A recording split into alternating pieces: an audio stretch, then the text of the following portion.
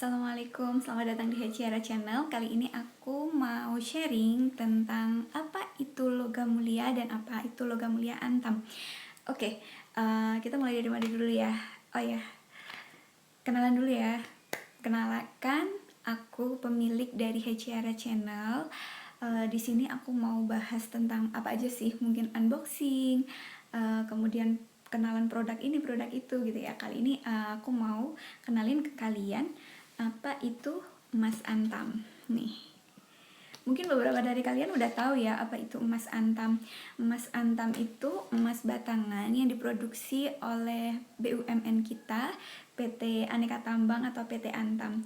Jadi PT Antam ini memproduksi logam mulia atau emas batangan untuk investasi kita. Nah, di sini yang pertama aku kenalkan itu sejarahnya dulu ya, sebentar. Kenapa emas antam gitu ya? Emas antam itu logam mulia yang kadarnya itu sudah terpercaya dengan kemurnian 99,99% dan memberi nilai tinggi bagi aset investasi kita.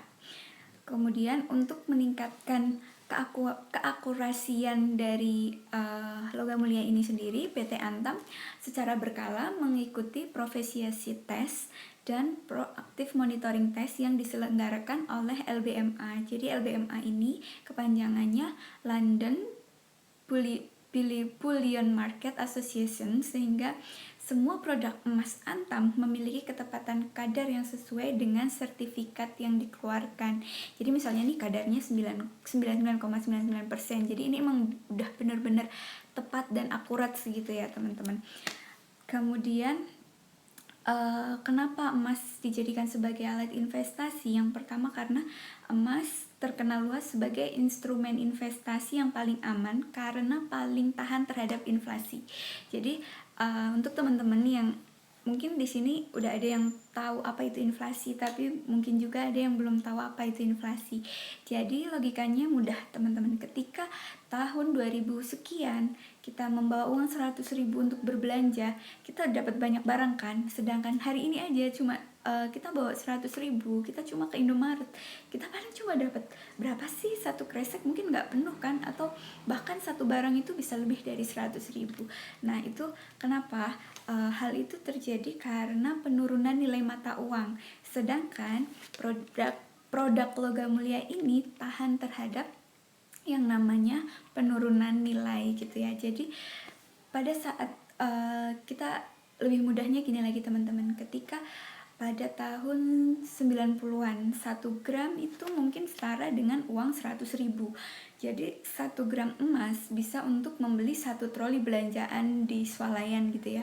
Tapi ketika tahun 2000-an uang 100.000 sudah tidak bisa lagi untuk membeli 1 troli belanjaan penuh. Tapi 1 gram emas antam, emas murni, emas batangan merek apapun ya, masih mampu untuk membeli 1 troli penuh barang-barang di swalayan. Sederhananya seperti itu teman-teman. Kemudian emas itu memang digunakan sebagai sarana lindung nilai.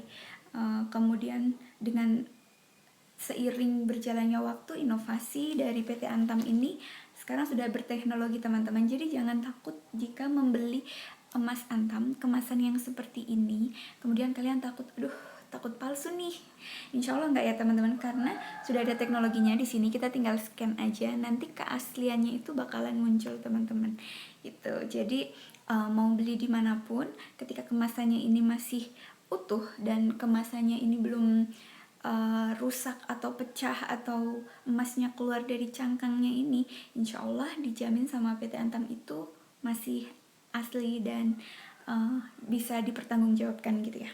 Kemudian emas ini dari ribuan tahun yang lalu memiliki nilai abadi yang emang berwujud nyata, sehingga banyak orang yang memang sudah berinvestasi ke logam mulia ini. Jadi apa sih bedanya antam dengan perhiasan? Jadi teman-teman, kalau misalnya kita beli perhiasan nih, hari ini harganya misalnya 2 juta sekian, kemudian 3 tahun lagi atau 4 tahun lagi kita beli, otomatis yang ditanya apa? Notanya kan. Kemudian dari harga nota itu biasanya dipotong berapa gitu kan. Saya kita beli 2 juta, kemudian ketika kita jual, kita perlihatkan notanya, kemudian dipotong.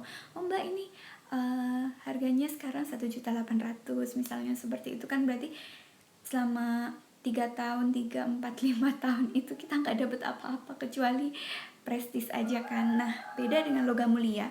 Kalau logam mulia antam ini, ketika misalnya nih aku 2018 beli emas antam, waktu itu misalnya 1 gramnya itu masih 600.000, sedangkan tahun 2020 ini sudah 1 juta sekian, sedangkan harga jualnya sudah 900. Berarti kan ketika tahun ini aku jual emas antamku yang 1 gram, yang dulunya aku beli 600.000, sekarang laku 900.000, berarti kan aku untung 300.000. Nah gitu teman-teman, bedanya emas batangan dengan emas perhiasan.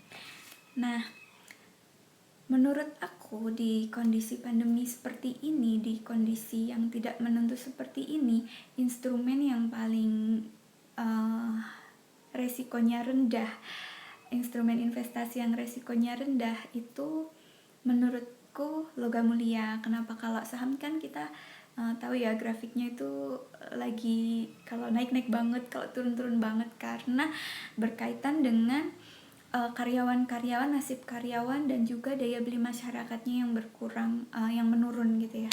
Sedangkan logam mulia ini bisa melindungi aset kita dari inflasi, jadi ketika keadaan darurat kita masih bisa mempertahankan nilai dari aset kita gitu teman-teman. Itu ya sedikit sharing dari aku. Oh iya, untuk informasi, antam ini paling kecil ini ukurannya 0,5 gram nih, seimut ini. Kemudian ini 1 gram, kemudian ada yang 3 gram, 5 gram, 10 gram, 25 gram, 50 gram, kemudian 100 gram, kemudian 250 gram, dan 500 gram, dan ada yang 1 kilo juga. Ya, untuk pecahan-pecahan itu kita bisa beli paling murah untuk saat ini sekitar 600 ribuan yang 0,5 gram. Kalau 1 gramnya sekarang sudah tembus 1 juta sekian. Jadi menurutku belum terlambat teman-teman, karena melihat track record emas ini dari tahun ke tahun itu trennya selalu naik. Jadi mungkin ada pada tahun, kalau nggak salah 2016 memang sempat mengalami penurunan, tapi hanya sedikit sekali penurunannya teman-teman. Ketika aku lihat datanya, jadi grafiknya itu cenderung naik, dan aku percaya juga sih kalau logam mulia ini memang alat investasi yang buat aku pribadi ini sudah sangat ideal ya.